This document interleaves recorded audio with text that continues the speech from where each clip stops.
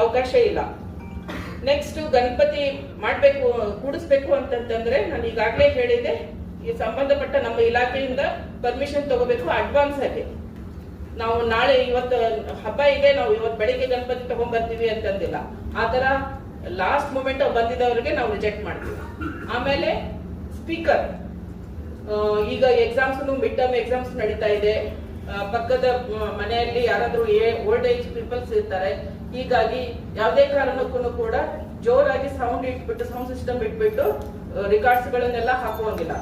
ಆಮೇಲೆ 10 ಗಂಟೆ ರಾತ್ರಿ 10 ಗಂಟೆ ನಂತರ ಮ್ಯೂಸಿಕ್ ಸಿಸ್ಟಮ್ ಆಗ್ಲಿ ಸೌಂಡ್ ಸಿಸ್ಟಮ್ ಆಗ್ಲಿ ಉಪಯೋಗಿಸಂಗಿಲ್ಲ.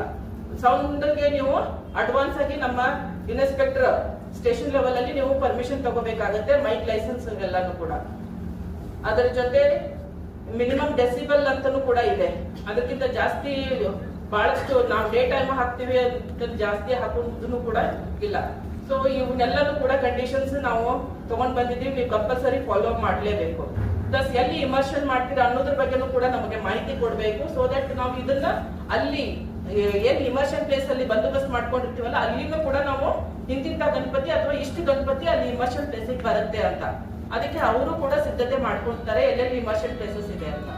ಸೊ ಇವೆಲ್ಲನೂ ಕೂಡ ಮುಂಬರುವ ಗಣೇಶ ಚತುರ್ದಶಿ ತುಂಬಾ ಚೆನ್ನಾಗಿ ವಿಜೃಂಭಣೆಯಿಂದ ಮತ್ತು ಎಲ್ಲರ ಒಟ್ಟಿಗೆ ಹಾಗೆ ಆಚರಣೆ ಮಾಡೋಣ ಅಂತ ಹೇಳ್ತಾ, ಮತ್ತೆ ಅದರ ನಂತರನೂ ಕೂಡ ಸೆಪ್ಟೆಂಬರ್ 5ಗೆ ಈದ್ ಮಿಲಾದನ್ನು ಕೂಡ ಬರುತ್ತೆ.